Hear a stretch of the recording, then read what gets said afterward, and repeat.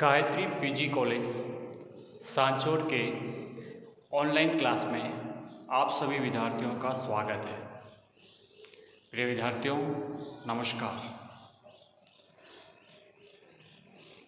BA तृतीय वर्ष राजनीति विज्ञान विषय के अंतर्गत हमारा पेपर अंतर्राष्ट्रीय संबंध में आज हम राष्ट्रीय शक्ति के टॉपिक का अध्ययन करने जा रहे हैं। देखिए, हमारा आज का जो अध्ययन का टॉपिक है राष्ट्रीय शक्ति।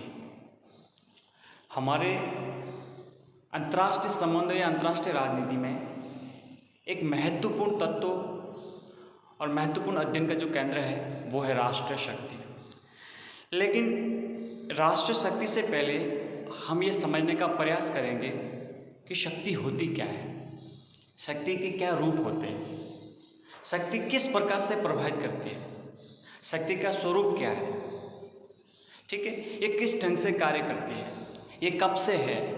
ऐसे विभिन्न प्रश्नों को हम जांचने का कार्य करेंगे। तो देखिए, सबसे पहले हम समझने का प्रयास करते हैं कि शक्ति क्या है।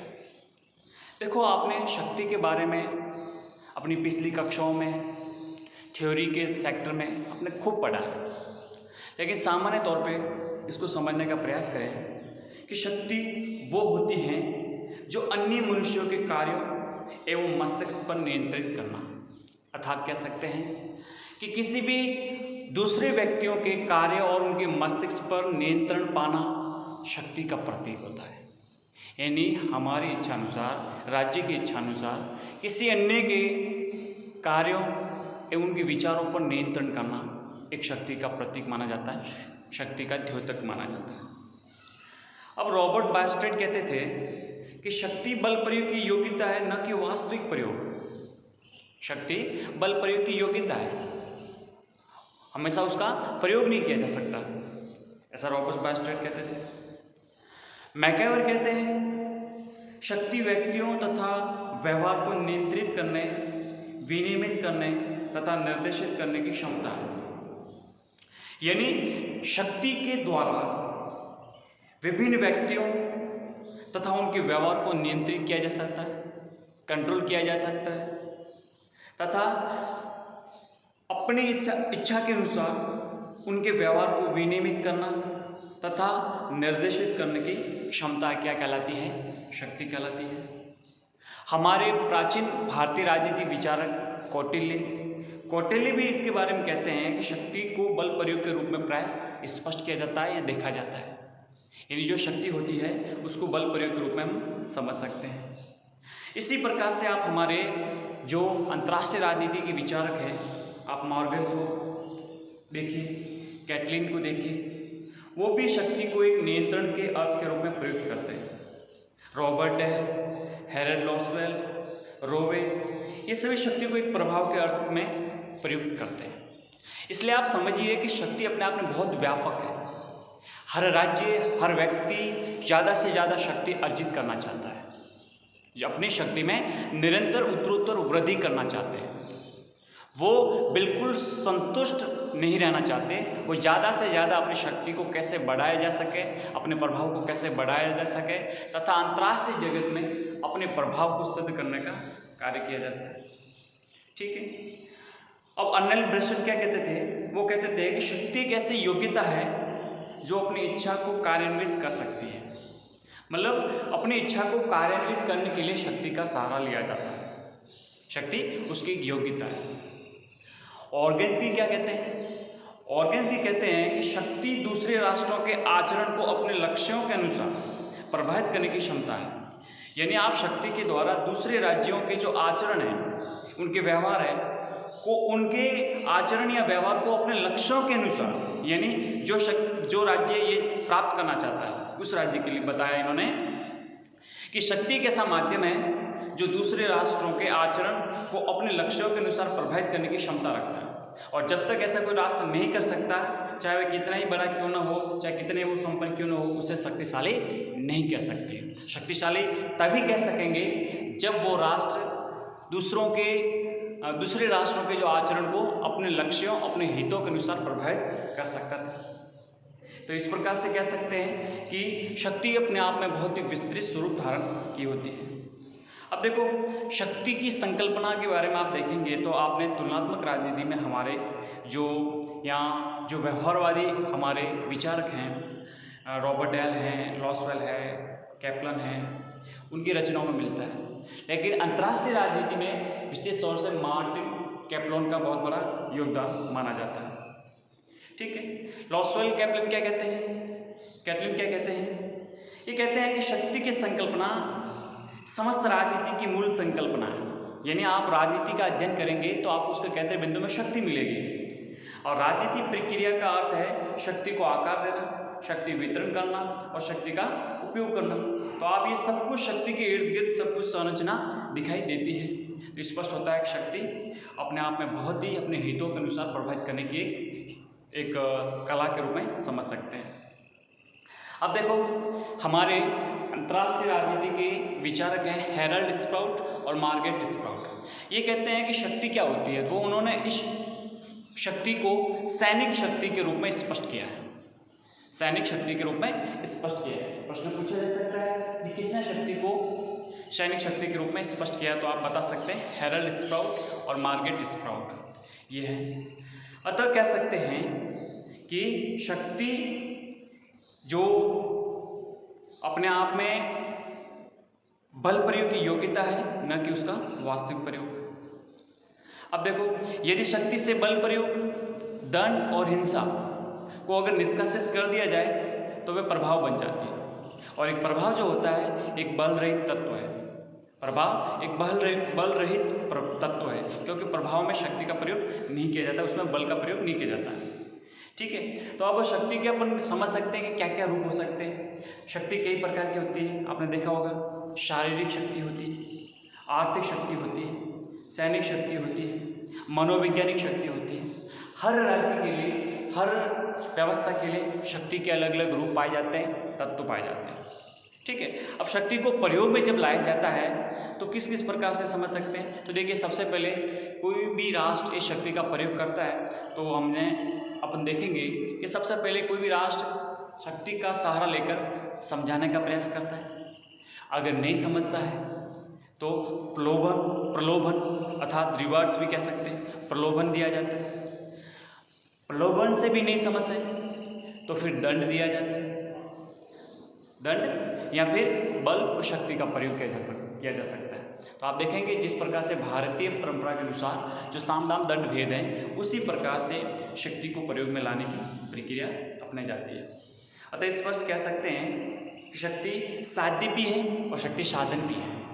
शक्ति प्राप्त करना भी चाहते हैं और शक्ति को प्राप्त करने के लिए शक्ति का ही प्रयोग किया जाता है। अतः स्पष्ट है कि शक्ति साध्य और साधन दोनों है। जहाँ शक्ति अपने आप में एक उद्देश्य है, वहाँ पर दूसरे उद्देश्य की पूर्ति का साधन भी होती है। अंतर्राष्ट्रीय राजनीति में शक्ति साधन इसलिए है कि इससे राष्ट्र हित की पूर्ति होती है।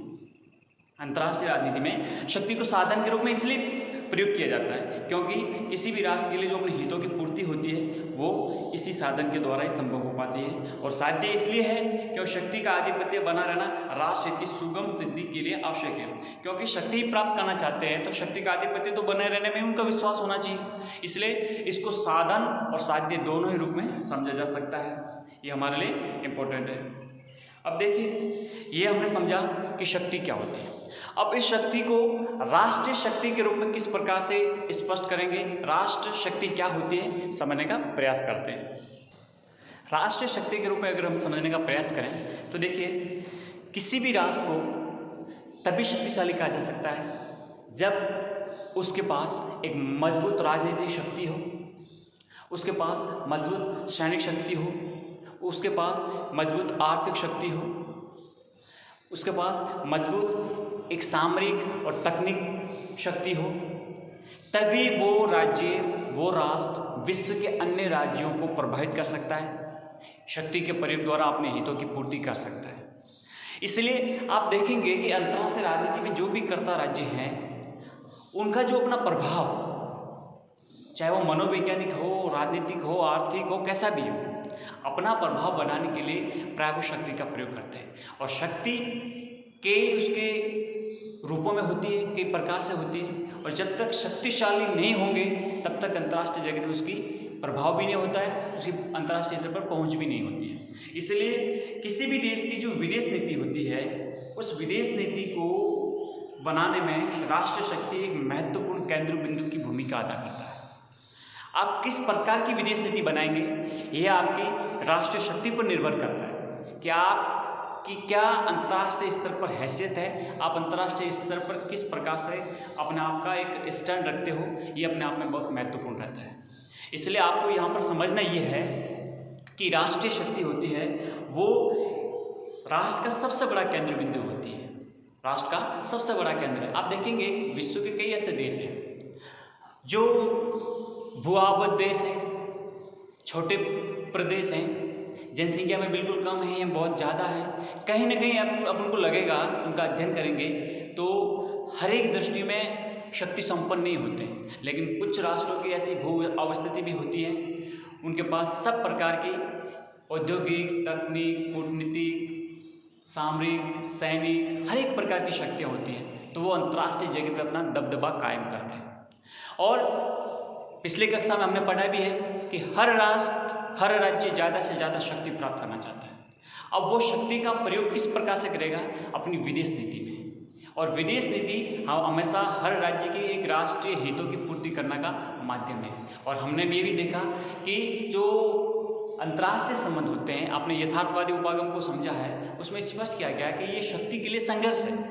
क्या है? शक्ति के लिए संघर्ष है। ज़्यादा से ज़्यादा शक्ति हमेशा हर राज्य प्राप्त करना चाहता है, और उनका मंतव्य यही होता है कि मैं मेरे राष्ट्र हितों की पूर्ति ज़्यादा से ज़्यादा कर सकूँ।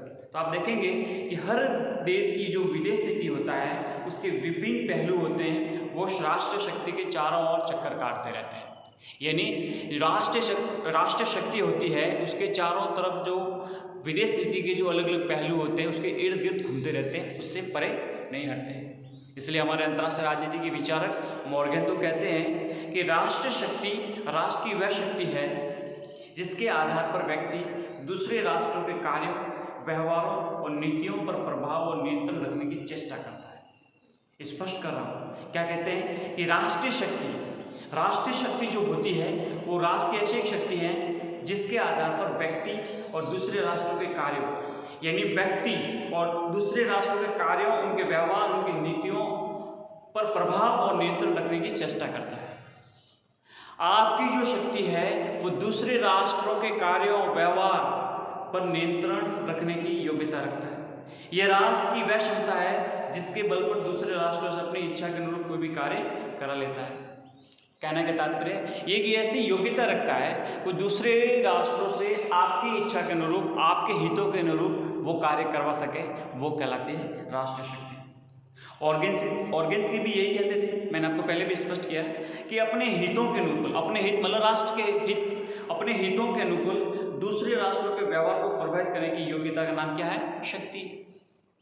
दूसरे राज्यों के व्यवहार को प्रभावित करना अपने हितों के अनुकूल, वो क्या कहलाती है? शक्ति। जब तक कोई राष्ट्र ये नहीं कर सकता, चाहे वो कितने क्षेत्रफल में हो या किसी अन्य क्षेत्र में संपन्न हो, उसको शक्तिशाली नहीं कहा जा सकते। शक्तिशाली तो तभी कहा जा सकता है जब वो अपने हितों की पूर्ति करते हुए अन्य राज्यों के व्यवहार को प्रभावित करता है, नियंत्रित करता है और अपनी इच्छा के अनुसार उसको प्रयोग करने की ताकत रखता है, तभी उस राज्य को कह सकते हैं कि हाँ, ये अपनी राष्ट्रीय शक्ति का प्रयोग करते हुए अपने हितों की पूर्ति कर रहा है। जॉर्ज सोजनबर्गर भी यही कहते थे कि शक्ति को अपनी इच्छा का दूसरों पर आरोपीकरण व अपालन की स्थिति में प्रभावकारी अनुशासनात्मक कार्रवाई करने की क्षमता है। अब आप देखिए, शक्ति होती है वो अपनी इच्छा के अनुसार दूसरों पर एक प्रकार से अगर कोई आपकी बताई हुई बातों का पालन नहीं करता हो, उनका उल्लंघन करता हो, आपके विरुद्ध जाता हो, तो आप उसके विरुद्ध अनुशासनात्मक कार्य करने की ताकत रखते हो, तो कह सकते हैं कि आप एक बहुत शक्ति संपन्न राष्ट्र है। आप देखेंगे जिस प्रकार से अमेरिका, अगर विश्व में कहीं भी घटनाक्रम कुछ होता है तो अमेरिका हमेशा बीच में आ जाता है, अमेरिका आ जाता है। कारण क्या? क्योंकि उसको पता है कि अगर मैंने किसी भी अंतर्राष्ट्रीय जगत में शक्ति शून्यता पैदा हुई और मैं वहाँ नहीं पहुँचा, जो संभव है वहाँ कोई दूसरा आएगा, और दूसरा आएगा तो मेरी शक्ति को प्रभावित करेगा, मेरे हितों को प्रभावित करेगा, तो उसकी शक्ति को एक चुनौती पैदा होगी। इसीलिए ये जो संपन्न राष्ट्र हैं, जो राष्ट्र शक्ति को अपने सर्वोच्च स्थान रखते हैं, ऐसे राज्य ये चाहते हैं कि कहीं पर भी उसकी बताई हुई बातें, बताए हुए जो कोई अंतर्राष्ट्रीय स्थिति का कोई प्रभावकारी कानून या कुछ भी हो, अगर उसका कोई पालन न करें तो उसको दंडित करने, उसके खिलाफ अनुशासनात्मक कार्रवाई करने की भी क्षमता रखते हैं, तो उसको कह सकते हैं कि ये राष्ट्रीय शक्ति के अनुरूप हैं। इसी प्रकार से हॉस भी यही कहते हैं कि शक्ति वह बल है जो राष्ट्र अपने हितों की पूर्ति के लिए दूसरों राष्ट्रों पर डालता है।